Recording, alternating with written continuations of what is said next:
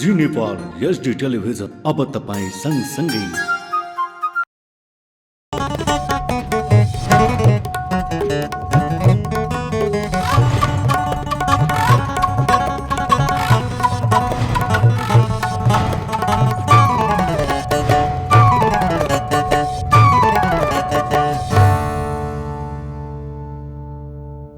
नमस्कार, जी नेपाल न्यूजमा यहाँलाई स्वागत छ। म खेमा जोशी। सुरु गरौं प्रमुख समाचारका शीर्षकहरूबाट। सुशासनका निम्ति सरकार गम्भीर अठोटका साथ अघि बढेको प्रधानमन्त्री दाहालको भनाई। समृद्धिको यात्रालाई नयाँ ढंगले सुरु गर्ने सरकारको मुख्य लक्ष्य भएको उल्लेख। मुलुकको अर्थतन्त्र सुधारको नयाँ अध्याय सुरु गर्नुपर्ने अवस्था रहेको अर्थमन्त्री महतको भनाई। उच्च ब्याजदरलाई नियन्त्रण गर्दै अर्थतन्त्रलाई चलायमान गर्ने तयारी भइरहेको उल्लेख। नक्कली भुटानी शरणार्थी प्रकरणमा अनुसन्धान प्रक्रियालाई सघाउने एमालेको निर्णय। प्रकरणमा मुछिएका एमाले सचिव राई माझी निलम्बन। यौन दुर्व्यवहार सम्बन्धी मुद्दामा अमेरिकी पूर्व राष्ट्रपति ट्रम्प दोषी ठहर। पीडितलाई क्षतिपूर्ति बापत $50 लाख दिनुपर्ने फैसला। र एक दिवसीय विश्वकप क्रिकेटको छनौट खेल्ने 10 देशको टुङ्गो लाग्यो। खेल आउँदो जुन 18 तारिकदेखि जुलाई 9 सम्म जिम्बाब्वेमा हुने। अब समाचार विस्तारमा। प्रधानमन्त्री पुष्पकमल दाहाल प्रचण्डले सुशासनका निम्ति सरकार गम्भीर अठोटका साथ अघि बढेको बताउनु भएको छ। वामपन्थी नेता निर्मल लामाको 23औं स्मृति दिवसको अवसरमा बुधबार काठमाडौँमा आयोजित एक कार्यक्रममा प्रधानमन्त्री प्रचण्डले वर्तमान सरकारले नराम्रो काम नगर्ने भन्दै सुशासनका निम्ति सरकार गम्भीर अठोटका साथ अघि बढेको बताउनु भएको हो। सामाजिक रूपान्तरणका निम्ति सामाजिक न्याय, सुशासन र समृद्धिको यात्रालाई नयाँ ढंगले सुरु गर्ने सरकारको मुख्य लक्ष्य भएको उहाँले बताउनुभयो। उहाँले सामाजिक न्याय, सुशासन र समृद्धिका निम्ति सबैको साथ र सहयोग हुने विश्वास व्यक्त गर्दै त्यसका लागि सबैमा अपिल पनि गर्नुभयो। अहिले परिस्थिति होला नयाँ बनेको छ। हामी फेरि पनि सामाजिक रूपान्तरणको निम्ति र मैले अहिले सरकारको प्रधानमन्त्रीको हैसियतमा हाम्रो मन्त्रीमण्डलले सामाजिक न्याय, सुशासन र समृद्धिको यात्रालाई नयाँ ढङ्गले सुरु गर्ने भन्ने एउटा अठोटका साथ हामी अगाडि छौँ। यहाँहरूले देख्नुभएको छ सरकारले सानादेखि ठुलासम्म राम्रा काम गर्ने, राम्रा बाहेक नराम्रा गर्दै नगर्ने भनेर हामी लागेका छौँ। मलाई विश्वास छ सुशासनको निम्ति, सामाजिक न्यायको निम्ति र समृद्धिको निम्ति हामीलाई सम्पूर्ण इमान्दार क्रान्तिकारीहरूको, बुद्धिजीवीहरूको, नागरिक समाजको र आम श्रमिक जनताको पनि साथ हुनेछ भन्ने म विश्वास व्यक्त गर्न चाहन्छु र अपिल पनि गर्न चाहन्छु। जटिलता त राजनीतिमा आइ नै राख्छन्, अहिले पनि छन्। म अहिले बढी भन्न आवश्यक ठान्दिनँ। फेरि एकचोटि सुशासनको निम्ति हामी गम्भीर भएर दृढ अठोटका साथ अगाडि बढेका छौँ।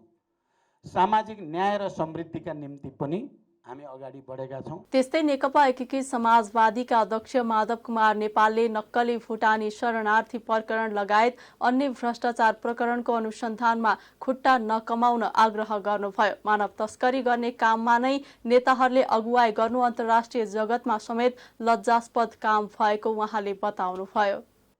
हाम्रो देशको राजनीति कुन कति तहसम्म तल गिरिसकेको रहेछ।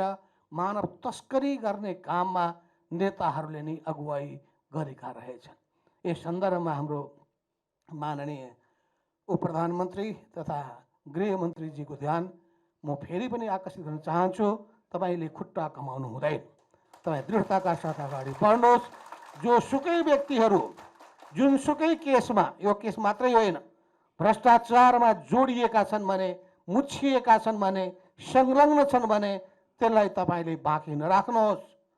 यसले यो काम राम्रो ढङ्गले गरियो भने असल मानिसहरूको शिर ठाडो हुन्छ, जनताको शिर ठाडो हुन्छ, नेपाल राष्ट्रको इज्जत र प्रतिष्ठा बढ्छ। अहिले नेपाल राष्ट्रकै प्रतिष्ठामाथि आँच आउने खतरा छ। नेपाल मानव तस्करी गर्ने देशको रूपमा, त्यसमा पनि शरणार्थीको नाउँमा यस रूपमा जुन घटनाहरू घटेको कुरा गर्दाखेरि नेपालको विश्वसनीयता घट्ने खतरा देखा परेको छ। त्यस्तै उपप्रधान एवं गृहमन्त्री नारायण काजी श्रेष्ठले नक्कली भुटानी शरणार्थी प्रकरणमा दोषी कोही नछुट्ने र निर्दोष कोही नफस्ने प्रतिबद्धता जनाउनुभयो। कमिसन र भ्रष्टाचारले देश जर्जर बनाएको छ। कमिसनखोरहरू र भ्रष्टाचारीलाई कारवाही गर्नुपर्छ र सामाजिक आर्थिक रूपान्तरको प्रक्रियालाई तीव्र पार्नुपर्छ र त्यो 30 लाख खाडी मुलुक र मलेसिया भएको नेपाली जनता जो अहिले आफ्नो आमाबाउको काख छोडेर बालबच्चाको साथ छोडेर 50 देखि 60 डिग्रीको तापक्रममा आफ्नो बच्चाको जीवन चाहिँ रक्षा गर्नका निम्ति शिक्षा दीक्षा दिनका निम्ति शारीरिक श्रम गरिराखेका छन्, त्यसलाई आफ्नै मातृभूमिमा श्रम पसिना सिञ्चित गर्ने परिस्थिति सृजना गर्नुपर्छ। त्यसको निम्ति भ्रष्टाचारीमाथि कारवाही गर्नैपर्छ। कमरेड निर्मल लामाले आफ्नो अन्तिम बेलामा भ्रष्टाचारमाथि कारवाहीको मुद्दालाई मूल रूपमा उठाउनु भएको थियो र आजको सरकारले त्यही मुद्दालाई दृढतापूर्वक अगाडि बढाएको छ। हामी के भन्छौँ भने कोही निर्दोष डराउनु पर्दैन, कोही निर्दोष तानिने छैनन्, कोही दोषी छुट्ने छैनन्, दोषीलाई हामी जहाँ पनि छोड्दैनन्। यो हाम्रो प्रतिबद्धता भयो, यही अनुसार हामी अगाडि बढ्नेछौँ। कमिसन र भ्रष्टाचारले देशलाई जर्जर बनाएको भन्दै उहाँले कमिसन र भ्रष्टाचार अन्त्य गर्दै मुलुकको समृद्धिको बाटोतर्फ अघि बढ्नुपर्नेमा जोड दिनुभयो। अर्थमन्त्री डाक्टर प्रकाश शरण महतले मुलुकको अर्थतन्त्र सुधारको नयाँ अध्याय सुरु गर्नुपर्ने अवस्था रहेको बताउनु भएको छ। बुधबार नेपाल उद्योग वाणिज्य महासंघले काठमाडौँमा आयोजना गरेको प्री बजेट छलफलमा अर्थमन्त्री महतले निजी क्षेत्रसँगको सहकार्यमा मुलुकको अर्थतन्त्र सुधारको नयाँ अध्याय सुरु गर्नुपर्ने अवस्था रहेको बताउनुभयो। उहाँले अनावश्यक खर्च कम गर्ने र पुँजीगत खर्चलाई बढाउनका लागि सरकारको कोसिस हुने बताउनुभयो। मौद्रिक नीति मार्फत उच्च ब्याज दरलाई नियन्त्रण गर्दै अर्थतन्त्रलाई चलायमान गर्ने तयारी भइरहेको उहाँले बताउनुभयो। उहाँले हजारौं आयोजनाको ठेक्का लागिसकेको अवस्थामा अहिले सबैभन्दा ठूलो स्रोतको चुनौती रहेको धारणा राख्नुभयो। बजेट मार्फत धेरै ठाउँमा योजना दिनुपर्ने दबाव रहेको भन्दै उहाँले स्रोत कम रहेको उल्लेख गर्नुभयो। मन्त्री महतले नियम कानून पालना गरेर सहज रूपमा उद्यम गर्न सक्ने वातावरण तयार पार्न सरकार प्रतिबद्ध रहेको धारणा राख्नुभयो। अब मलाई लाग्दछ अहिले फेरि हामीले सुधारको नयाँ अध्याय प्रारम्भ गर्नुपर्ने आवश्यकता छ। यद्यपि म आएको 5-6 हप्ता मात्रै भएको छ र बजेट प्रस्तुत गरिसक्दाखेरि पनि मेरो 2 महिनाभन्दा कमै समय यो अर्थमन्त्री भएको हुनेछ। त्यस अर्थमा मैले अझ यो डेप्थमा गएर गहिराइमा गएर अर्थतन्त्रका समस्याहरूलाई केलाएर यो बजेट मार्फत कति सम्बोधन गर्न सक्दछु, मेरो सम्पूर्ण कोसिस इमानदार कोसिस हुने कुरामा भने कुनै दुविधा छैन। हाम्रो राज्य संरचना सरकारका विभिन्न निकायमा पनि धेरै समस्याहरू छन्। हामीले बजेट निर्माणकै क्रममा कतिपय समस्याहरू चाहिँ फेस गरिराखेका छौँ। धेरै ठाउँमा योजना दिनुपर्ने दबाव माग हाम्रा आवश्यकताहरू चाहिँ धेरै छन्। हाम्रो साधन स्रोत न्यून छ। न्यून साधन स्रोत र हाम्रो आवश्यकता र आकांक्षाहरू बीचको असन्तुलन नै अहिलेको समस्या छ। यो राज्य संरचना मार्फत पुँजीगत खर्च गर्ने कुरा आउँदा, साधारण खर्च घटाउने कुराहरू आउँदा ती समस्याहरूलाई हामीले चाहिँ भोगिराखेका छौँ। तथापि हाम्रो सम्पूर्ण कोसिस कहाँनिर हामीले अनावश्यक खर्च कम गर्न सकिन्छ त्यो कोसिस गर्छौँ र पुँजीगत खर्चको प्रभावकारिता बढाएर हामीले पुँजी बढीभन्दा बढी प्रवाह गर्न सकियोस् भन्ने हाम्रो कोसिस हुन्छ। तर त्यतिले मात्रै पुग्दैन।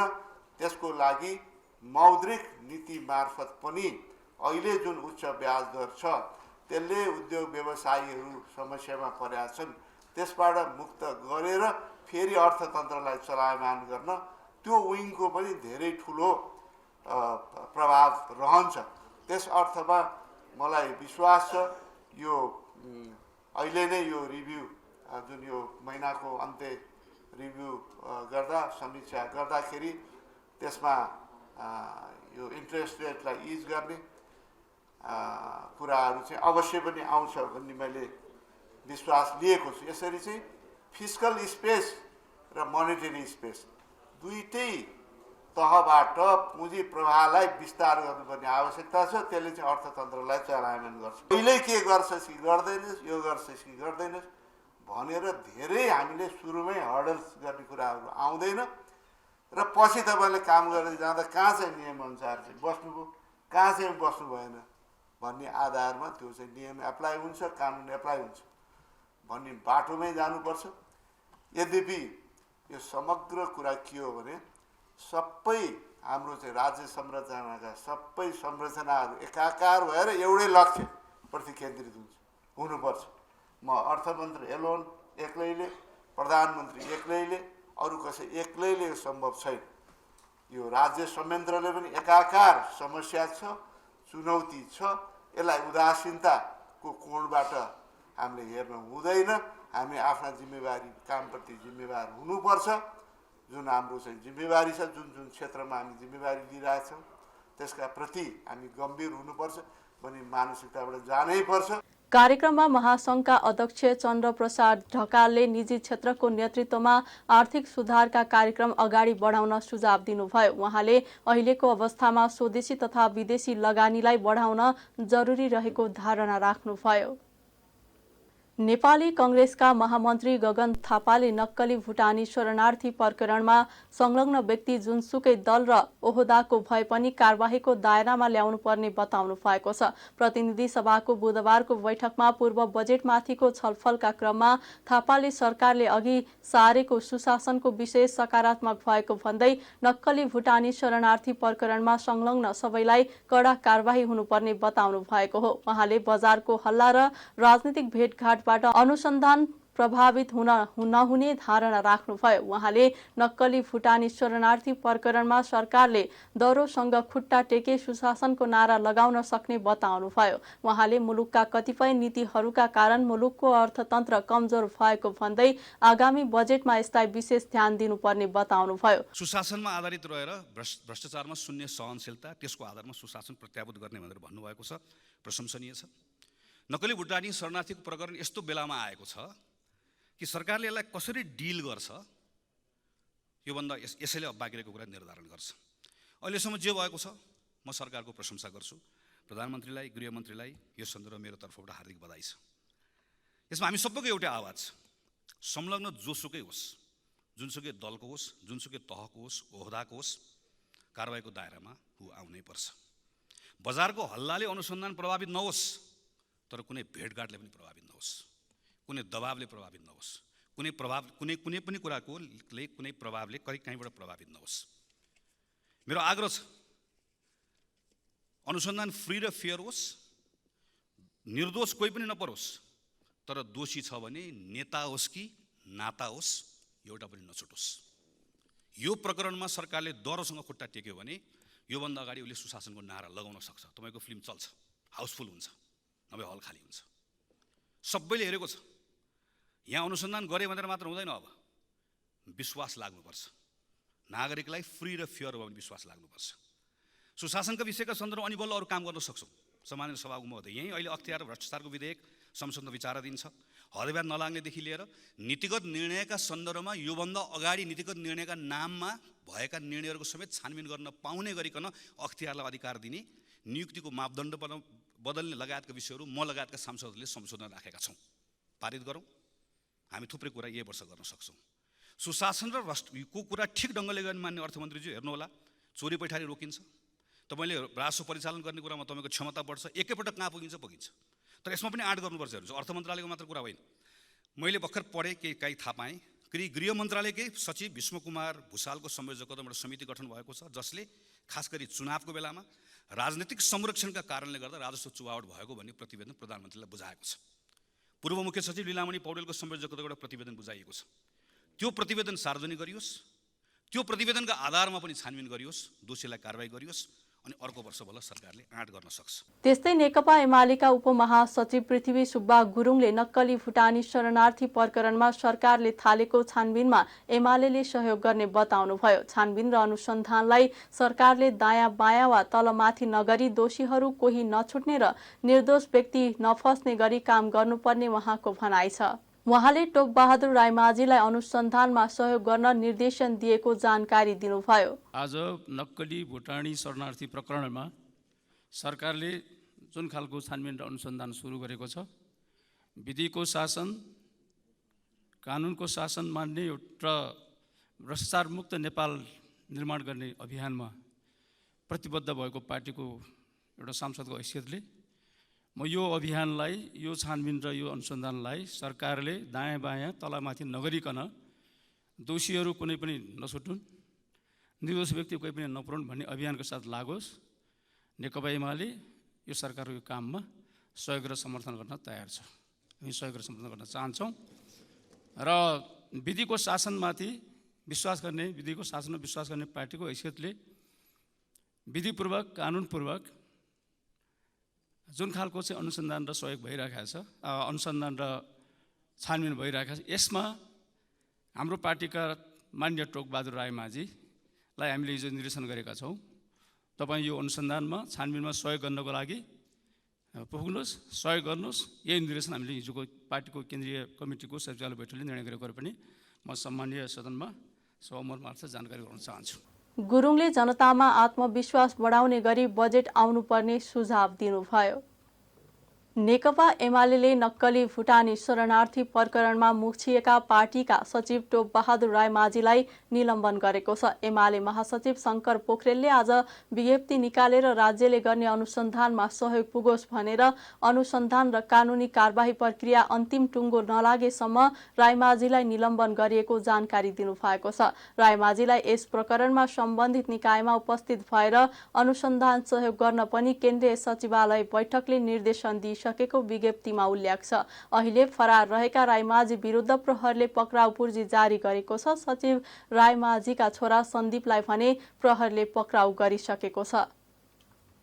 जसपाका सांसद सुशीला श्रेष्ठले झापाको दमकमा मंगलबार साँझ राँके जुलुस प्रदर्शनको क्रममा अनावश्यक दमन गरेका कारण झडप भएको आरोप लगाउनु भएको छ। प्रतिनिधि सभाको बुधबारको बैठकमा सांसद श्रेष्ठले कोशी प्रदेशको पुनः नामाकरण हुनुपर्ने माग राख्दै आन्दोलनरत प्रदेश 1 पुनः नामाङ्कन संयुक्त संघर्ष समितिको शान्तिपूर्ण राँके जुलुसमाथि अनावश्यक अवरोध र हस्तक्षेप गर्दा झडप भएको आरोप लगाउनु भएको हो। उहाँले उक्त घटना प्रहरीबाट 19 वटा अश्रु ग्यास प्रहार, 5 राउन्ड डमी फायर र 5 राउन्ड रबर बुलेट र अन्य फायर हुँदा निर्मला बराल र गजेन्द्र फागु लिम्बू गम्भीर घाइते भएको र प्रहरीतर्फ पनि 10 जना घाइते भएको बताउनुभयो। उहाँले आन्दोलनलाई दमन गरेर जनताको आवाजलाई दमन गर्ने नीति नलिन र छिटोभन्दा छिटो वार्ताबाट समस्या समाधान गर्न सरकारको ध्यानाकर्षण गराउनुभयो। देश नम्बर 1 को नामाकरण भएदेखि पहिचानवादीहरू आन्दोलनमा भएको कुरा हामी सबैलाई विदितै छ। कोशी नामाङ्कन विरुद्धको सङ्घर्ष समितिको आह्वानमा हिजो वैशाख 26 गते झापा दमकमा शान्तिपूर्ण राँके जुलुस भएको थियो। त्यो शान्तिपूर्ण राँके जुलुस प्रदर्शनमाथि अनावश्यक अवरोध र हस्तक्षेप गर्दा झडप भएको छ।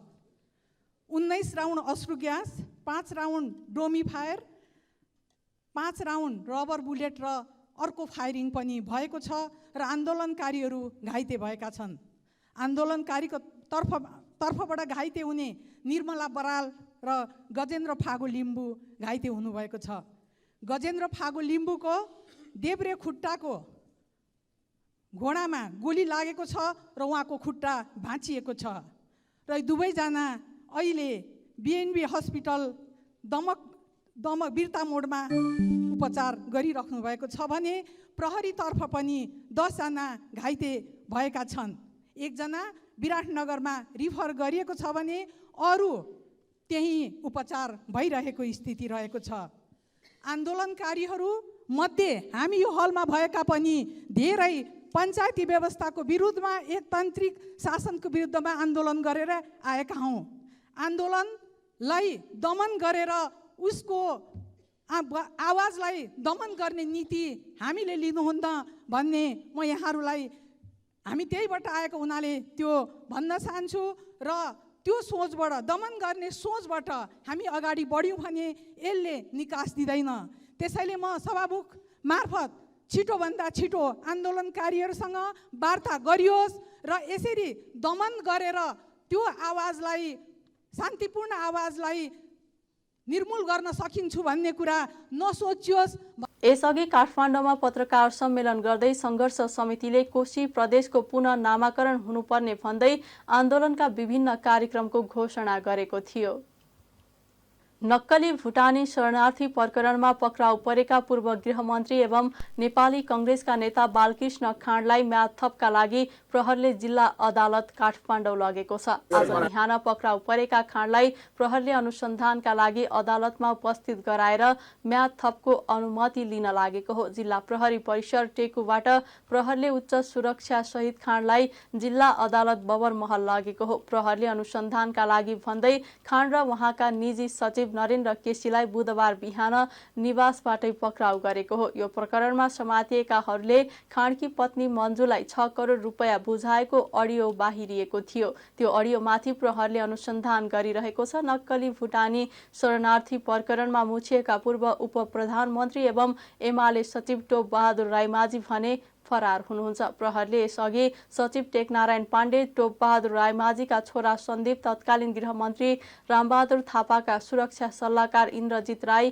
केशव दुलाल, सानु भण्डारी, टङ्क गुरुङ, सन्देश शर्मा पोखरेल र सागर थुलुङ सहित 10 जनालाई पक्राउ गरिसकेको छ। राप्रपाले नक्कली भुटानी शरणार्थी प्रकरणका विषयमा संसदमा जानकारी गराउन माग गरेको छ। बुधबार बसेको प्रतिनिधि सभाको दोस्रो बैठकको सुरुमै राप्रपा अध्यक्ष राजेन्द्र लिङदेनले नक्कली भुटानी शरणार्थी प्रकरणमा विभिन्न शंका उत्पन्न भइरहेको भन्दै यस विषयमा संसदमा जानकारी गराउन माग गर्नुभएको हो। उहाँले उक्त प्रकरण केवल भ्रष्टाचार मात्रै नभएको भन्दै राज्य विरुद्धको द्रोह भएको जिकिर गर्नुभयो। त्यस्तै लिङदेनले उक्त प्रकरण अख्तियारलाई बुझाउने काम नगर्न पनि ध्यानाकर्षण गराउनुभयो। पूर्व उप प्रधानमन्त्री, गृहमन्त्रीहरूको नाम नक्कली भुटानी शरणार्थी प्रकरणमा जोडिएर आउनु लज्जास्पद भएको उहाँको भनाइ छ। उहाँले उक्त प्रकरणलाई कमजोर बनाउने वा उन्मुक्ति दिने काम राज्यबाट गर्न नहुनेमा जोड दिनुभयो। शरणार्थीको नाममा जुन काण्ड भएको छ अथवा जुन चर्चा परिचर्चा भइराखेको छ त्यो केवल आर्थिक भ्रष्टाचार अथवा अङ्कसँग मात्रै सम्बन्धित विषय होइन। त्यो ठगी, राज्य विरुद्धको अपराध, सङ्गठित अपराध र सरकारी कागज कृत्य सम्बन्धी अथवा यो एक प्रकारको जघन्य अपराध हो र यसमा संलग्न कुनै पनि मानिसहरूलाई छुट दिने कल्पनाको त कुरै नगरौँ। यसलाई कुनै पनि बहानामा कमजोर बनाउने, यसबाट कसैलाई पनि उन्मुक्ति दिने काम सरकारले गर्न हुँदैन। अहिले पछिल्लो दिनमा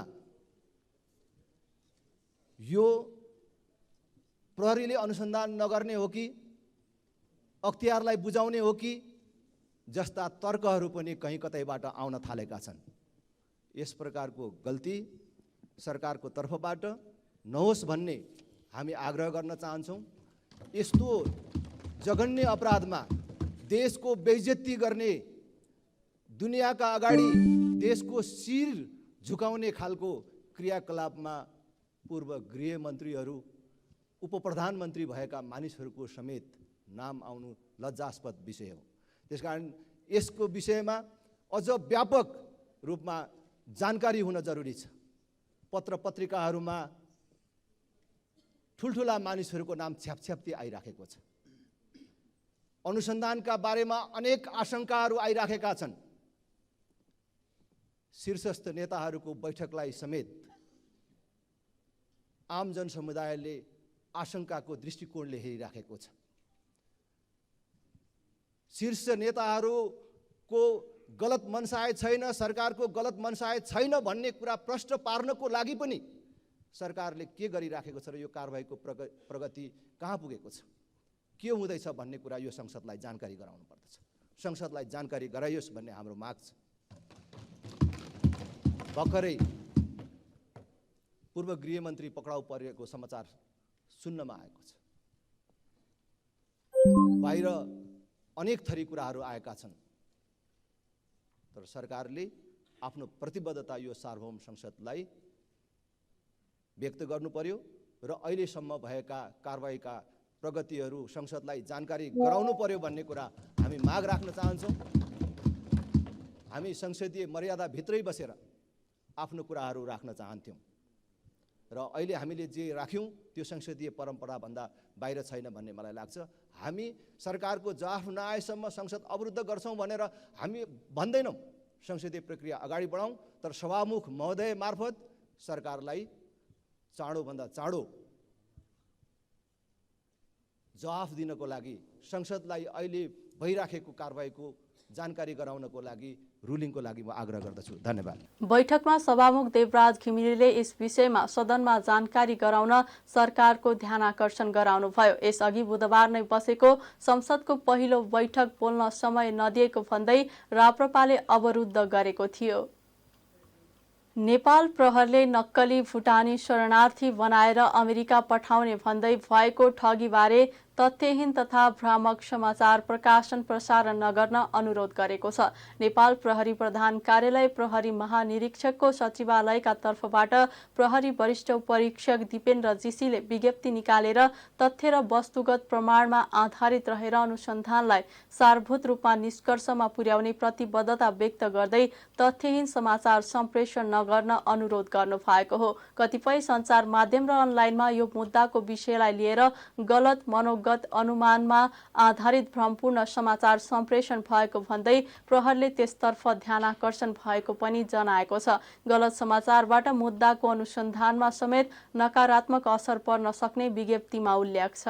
बुटोलमा भूमिगत जलस्रोत र सिँचाइको निर्माण सम्बन्धी ठेक्कामा कामै नगरी रकम भुक्तानी दिएको भनी अख्तियार दुरुपयोग अनुसन्धान आयोगले 3 कर्मचारी सहित 5 जनालाई भ्रष्टाचार मुद्दा दायर गरेको छ। अख्तियारले भूमिगत जलस्रोत तथा सिँचाइ विकास डिभिजन कार्यालय बुटोलका तत्कालीन कार्यालय प्रमुख इच्छा कुमार श्रेष्ठ, इन्जिनियर सन्तोष कुमार दास र लेखापाल नेत्र प्रसाद मरासिनी विरुद्ध भ्रष्टाचार मुद्दा दायर गरेको हो। अख्तियारले भोलेबाबा कन्स्ट्रक्सन, त्यसका ठेकेदार सुख बहादुर गुरुङ र कम्पनीका अख्तियारवाला प्रकाश भट्टराई विरुद्ध भ्रष्टाचार मुद्दा दायर गरेको हो। पम्प हाउस, स्टोरेज ट्याङ्की र वितरण प्रणाली निर्माणको ठेक्कामा हुँदै नभएको काम भएको भनी रकम भुक्तानी दिएको भन्दै अख्तियारले मुद्दा दायर गरेको हो। अख्तियारले कार्यालय प्रमुख श्रेष्ठ, इन्जिनियर दास र लेखापाल प्रमुख नेत्र प्रसाद मरासिनीमाथि 53,75,000 बिघो माग दावी गरी भ्रष्टाचार मुद्दा दायर गरेको हो। निर्माण कम्पनी त्यसका सञ्चालक र प्रतिनिधिलाई भने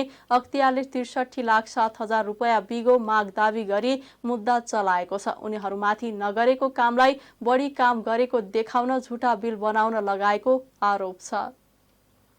नेपालका लागि भारतीय राजदूत नवीन श्रीवास्तवले नेपाल भारत सीमाको जमुनाहा नाका छेउमा निर्माणाधीन एकीकृत भन्सार जाँच चौकीको सोमबार अनुगमन गर्नु भएको छ। एकीकृत जाँच चौकी नेपाली भूमिमा निर्माण भइरहे पनि पूर्वाधार निर्माण भने भारतले गरिरहेको छ। निर्धारित समयमा निर्माण पूरा नभएको एकीकृत भन्सार जाँच चौकीको अनुगमन गर्दै राजदूत श्रीवास्तवले 15 दिनभित्र महत्त्वपूर्ण सेटअप कामहरू सक्न ठेकेदारलाई निर्देशन दिनुभएको छ।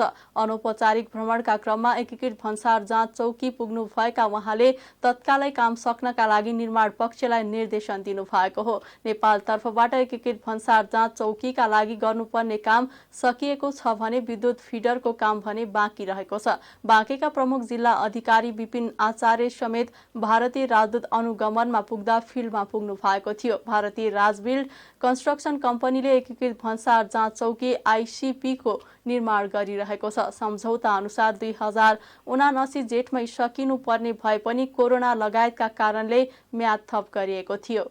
सन् 2006मा नेपाल र भारतबीच आइसिपी निर्माणको सम्झौता भएको थियो। 2077 कार्तिकमा मात्रै निर्माण प्रारम्भका लागि आइसिपी निर्माण स्थलमा भूमि पूजन नेपाल र भारतका मन्त्रीले संयुक्त रूपमा गरेका थिए। नेपालगञ्जलाई आर्थिक महानगरको रूपमा विकसित गर्ने सम्बद्धहरूको चासोलाई सहयोग पुग्ने गरी नेपाल भारत सीमाको जमुनाहा नाका छेउमा एकीकृत भन्सार जाँच चौकी आइसिपी निर्माण कार्य औपचारिक शुभारम्भ भएपछि समय समयमै सकिने अपेक्षा थियो, तर निर्माण सुरु हुँदै गर्दा कोरोनाका कारण सृजित असहज परिस्थितिका कारण काम ठप्प भएको थियो। आईसीपी निर्माणमा ढिलाइ हुँदा अहिले सडकको दुवै किनारामा मालवाहक गाडी राखेर भन्सार जाँच पास हुँदै आएको छ।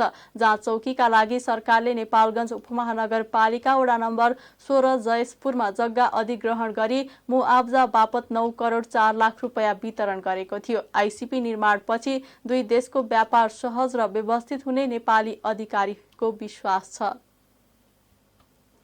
विश्वव्यापी आर्थिक मन्दीका कारण नेपालगञ्ज नाका भएर पछिल्लो समय चामल चिनी लगायतको आयातमा कमी आएको छ। नेपालगञ्ज भन्सार कार्यालयका अनुसार गत आर्थिक वर्ष 2078-79 को साउनदेखि चैत्र मसान्तसम्म भन्दा चालु आर्थिक वर्ष 2079-80 को साउनदेखि चैत्र मसान्तसम्म चामल आयातमा 51% कमी भएको छ। भन्सारको तथ्याङ्क अनुसार गत आर्थिक वर्षको साउनदेखि चैत्र मसान्तसम्म 1,40,289 टन चामल आयात भएकोमा चालु आर्थिक वर्षको सोही अवधिमा 52,349 टन मात्रै आयात भएको छ।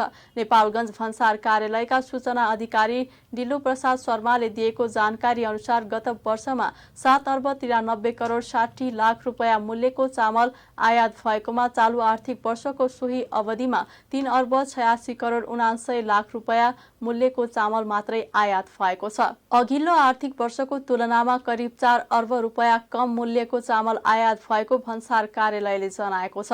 अघिल्लो आर्थिक वर्षमा 94 करोड रुपैयाँ राजस्व सङ्कलन चामल आयातबाट भएकोमा चालु आर्थिक वर्षमा यसबाट करिब 44 करोड रुपैयाँ मात्रै राजस्व सङ्कलन भएको छ। यसैगरी नेपालगञ्ज भन्सारबाट चालु आर्थिक वर्षको साउनदेखि चैत्र महिनासम्म चिनी आयात समेत घटेको छ। भन्सार कार्यालयको तथ्याङ्क अनुसार जमुनाहा नाका भएर भित्रिने चिनीमा करिब 44% कमी भएको छ। गत वर्ष साउनदेखि चैत्र मसान्तसम्म 51,866 टन चिनी आयात भएकोमा चालु आर्थिक वर्षको सोही समयमा 24,433 टन मात्रै चिनी आयात भएको छ। भन्सार कार्यालयले भारतबाट भित्रिने आलुको आयात समेत घटेको जनाएको छ।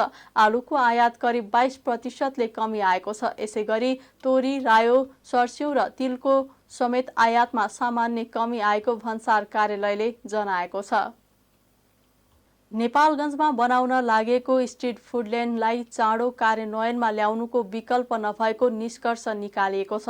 स्थानीय परिकारलाई एकै ठाउँबाट व्यवस्थित रूपले बिक्री गर्ने उद्देश्यले Nepal association of tour and travel agents NATA बाँकेको अग्रसरतामा त्रिभुवन चोक क्षेत्रमा स्ट्रिट फुड लेन बनाउन लागेको हो। नेपालगञ्जमा मंगलबार सरोकारवाला पक्षसँग गरेको छलफलमा सम्बद्धहरूले यहाँको आर्थिक अवस्थालाई माथि उठाउन स्ट्रिट फुड लेन महत्त्वपूर्ण रहेको बताउनुभयो। नेपालगञ्ज उपमहानगरपालिकाका मेयर प्रशान्त विष्टले यहाँका स्थानीय परिकारलाई एकै ठाउँमा व्यवस्थित रूपले बिक्री गर्नका लागि स्ट्रिट फुड लेन बनाउन आवश्यक देखिएको बताउनुभयो। तत्कालका लागि त्रिभुवन चोक क्षेत्रमा स्ट्रिट फुड लेन बनाउने योजना अनुसार उपमहानगरपालिकाले शान्ति सुरक्षाका सवालमा स्थानीय प्रहरी प्रशासनसँग छलफल अगाडि बढाइसकेको बताउनुभयो। फुड लेन बनाउने विषयमा सरोकारवाला बीच पटक छलफल हुँदै आएको छ। नेपालगञ्ज फुड लेन व्यवस्थापन समितिका संयोजक समेत रहनुभएका परिकल्पनाकार श्रीराम सिगदेलले नेपालगञ्जको आर्थिक अवस्था माथि उठाउन स्ट्रिट फुड लेन बनाउन आवश्यक रहेको बताउनुभयो। नेपालगञ्जका विभिन्न अस्पतालमा भर्ना भएका करिब 1000 बेडका बिरामी र तिनका कुरुवा दिवाकालीन सेवाका बसमा रातको समयमा नेपालगञ्ज आइपुग्ने यात्रु र यहाँका क्यासिनोमा आउने भारतीय पर्यटकले रातको समयमा पनि स्ट्रिट फुड लेनमा स्थानीय परिकार खान पाउने हुँदा आर्थिक अवस्था माथि उठ्ने सिगदेलको विश्वास छ। स्ट्रिट फुड लेनलाई आगामी जेठ 12 गतेदेखि औपचारिक रूपमा कार्यान्वयनमा लैजाने तयारी रहेको सुनाउँदै त्यसअघि सम्बद्ध व्यवसायीलाई तालिम दिइने बताउनुभयो। नेपालगञ्ज उद्योग वाणिज्य संघका अध्यक्ष एवं उद्योग वाणिज्य महासंघका केन्द्रीय सदस्य अब्दुल वाहिद मन्सुरीले नेपालगञ्जको स्थानीय परिकारको प्रचार भए पनि व्यवस्थित हुन नसकेको भन्दै स्ट्रिट फुड लेन बनाएपछि थप आकर्षण बढ्ने बताउनुभयो। सो क्रममा वरिष्ठ पत्रकार हेमन्त कर्माचार्य, नेपालगञ्ज उद्योग वाणिज्य संघका पूर्व अध्यक्ष कृष्ण प्रसाद श्रेष्ठ, नेपालगञ्ज उपमहानगरपालिका वडा नम्बर 8 का वडा अध्यक्ष रजनीश वाजपेयी र वडा नम्बर 11 का नन्दकिशोर कश्यपले पनि स्ट्रिट फुड लेनको महत्त्व र आवश्यकताका बारेमा आफ्नो धारणा राखेका थिए। नेपाल पत्रकार महासंघ बाँकेका पूर्व अध्यक्ष झलक गैरेले सहजीकरण गरेको उक्त छलफलमा उपस्थित त्रिभुवन चोक क्षेत्रका ठेला व्यवसायीले आफूहरू स्ट्रिट फुड लेनमा समेटिन तयार रहेको बताउनुभयो। अधिकांश व्यवसायीहरू स्ट्रिट फुड लेन बन्ने भएपछि आफूहरूको व्यापार व्यवसाय बढ्नेमा आशावादी देखिन्छन्। पछिल्लो 24 घण्टामा थप 17 जनामा कोरोना संक्रमण पुष्टि भएको छ। स्वास्थ्य मन्त्रालयका अनुसार 505 जनाको PCR परीक्षण गर्दा 15 जनामा कोरोना संक्रमण देखिएको हो। यस्तै कोरोनाको सक्रिय संक्रमितको संख्या 141 जना पुगेको छ भने संस्थागत आइसोलेसनमा 14 जना, आइसियुमा 5 जना र भेन्टिलेटरमा 1 जना उपचाररत छन्। कोरोना संक्रमणबाट बुधबार मात्रै 23 जना निको भएर घर फर्किएको मन्त्रालयले जनाएको छ। अब अर्थ समाचार। 2 दिन घटेर हिजो मंगलबार सामान्य बढेको शेयर बजार आज बुधबार फेरि ओह्रालो लागेको छ। शेयर बजार परिसूचक नेप्से आज 2.43 अङ्कले घटेर 1841.93 बिन्दुमा झरेको छ। आज माइक्रो फाइनान्स, जलविद्युत उत्पादन फाइनान्स र निर्जीवन बीमा समूहको शेयर सामान्य बढेको छ भने अरू समूहको शेयर घटेको छ। बजार घटेको दिन 265 वटा कम्पनीको 19,42,000 किता शेयर 58 करोड 91 लाख रुपैयाँमा कारोबार भएको छ।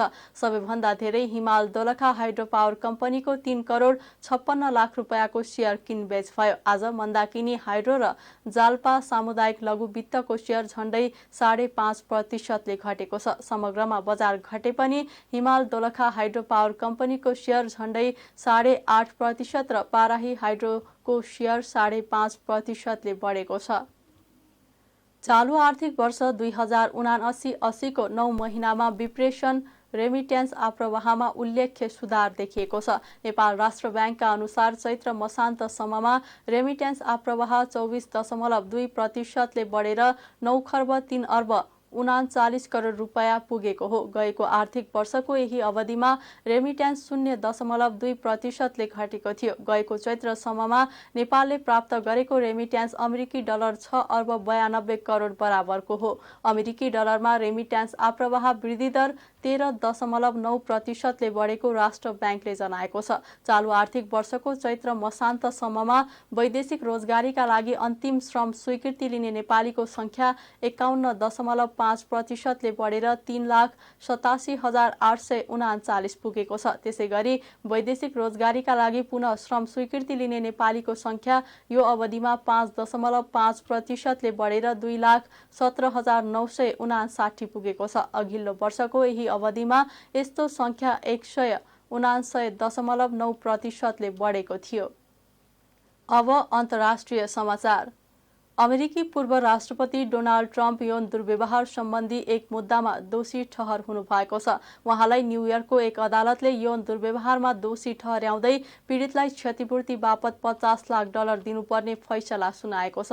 एक म्यागजिनकी लेखिका ई जिन केरलले सन् 1990मा ट्रम्पले आफूलाई यौन दुर्व्यवहार गरेको आरोप लगाउनु भएको थियो। साथै उहाँले ट्रम्पमाथि आफ्नो मानहानि गरेको आरोप समेत लगाउनु भएको थियो। यो मुद्दामा पूर्व राष्ट्रपति ट्रम्पलाई अदालतले दोषी ठहर्याएको बीबीसीले जनाएको छ। तर अदालतले जिन केरलले लगाएको बलात्कार आरोपमा भने ट्रम्पलाई दोषी ठहर्याएको छैन। ट्रम्पले अदालतको फैसलामा असन्तुष्टि जनाउनु भएको छ। साथै उहाँले फैसला विरुद्ध अपिल गर्ने प्रतिक्रिया दिनु भएको छ। पोर्न स्टार स्टोर्मी डेनियल्सलाई पैसा दिएर दबावमा राखेको अभियोगमा ट्रम्पमाथि अर्को फौजदारी मुद्दा पनि छ। 76 वर्षका ट्रम्पमाथि अवैध तरिकाले अर्बौं डलरको सम्पत्ति जम्मा गरेको, व्हाइट हाउसबाट महत्त्वपूर्ण कागजात गायब पारेको, राष्ट्रपति चुनावको परिणाम अस्वीकार गर्दै आफ्ना समर्थकलाई संसद भवनमा आक्रमणका लागि उक्साएको लगायतका आरोप पनि छन्। पाकिस्तानका पूर्व प्रधानमन्त्री इमरान खान पक्राउ परेपछि सुरु भएको प्रदर्शन हिंसात्मक बन्न थालेको छ। खानका समर्थक र प्रहरीबीच ठाउँ ठाउँमा झडप भइरहेको छ।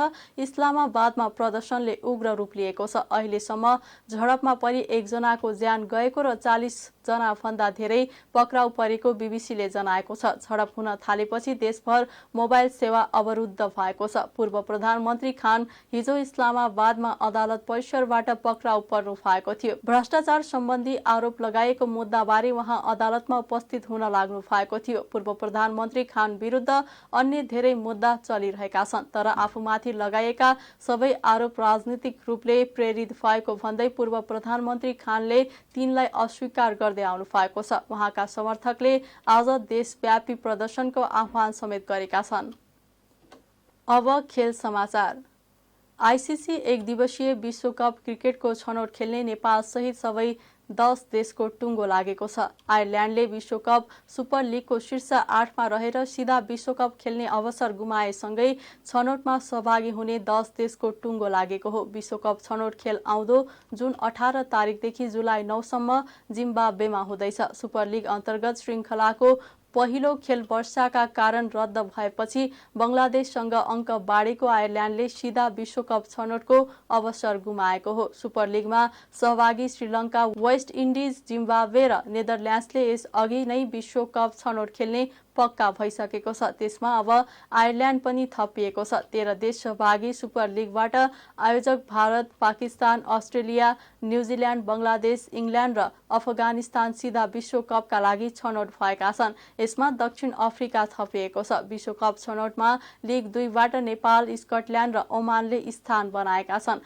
विश्वकप प्लेअफ क्वालिफायरबाट अमेरिका र युए शीर्ष 2मा रहँदै विश्वकप छनौटमा पुगेका छन्। यो सँगै विश्वकप छनौट खेल्ने 10 टोलीमा West Indies, Sri Lanka, Zimbabwe, Ireland, Netherlands, Scotland, Oman, Nepal, America र युए रहेका छन्। खेल समाचारसँगै हामी जी नेपाल न्युजको अन्त्यमा आइसकेका छौँ। जाँदा जाँदै प्रमुख समाचारका शीर्षकहरू पुनः एकपटक। सुशासनका निम्ति सरकार गम्भीर अठोटका साथ अघि बढेको प्रधानमन्त्री दाहालको भनाई। समृद्धिको यात्रालाई नयाँ ढङ्गले सुरु गर्ने सरकारको मुख्य लक्ष्य भएको उल्लेख। मुलुकको अर्थतन्त्र सुधारको नयाँ अध्याय सुरु गर्नुपर्ने अवस्था रहेको अर्थमन्त्री महतको भनाई। उच्च ब्याजदरलाई नियन्त्रण गर्दै अर्थतन्त्रलाई चलायमान गर्ने तयारी भइरहेको उल्लेख। नक्कली भुटानी शरणार्थी प्रकरणमा अनुसन्धान प्रक्रियालाई सघाउने एमालेको निर्णय। प्रकरणमा मुछिएका एमाले सचिव राई माझी निलम्बन। यौन दुर्व्यवहार सम्बन्धी मुद्दामा अमेरिकी पूर्व राष्ट्रपति ट्रम्प दोषी ठहर।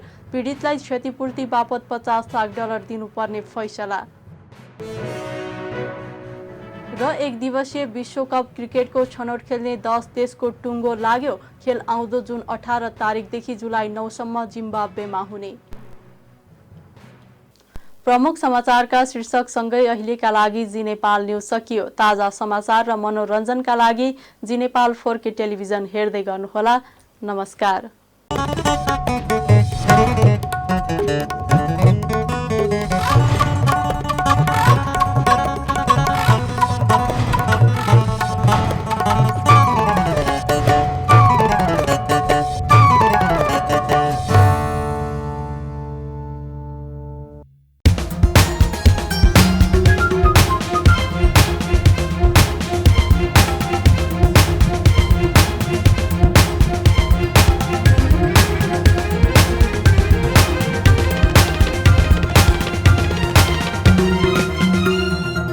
जी नेपाल HD टेलिभिजन अब तपाईँ सँगसँगै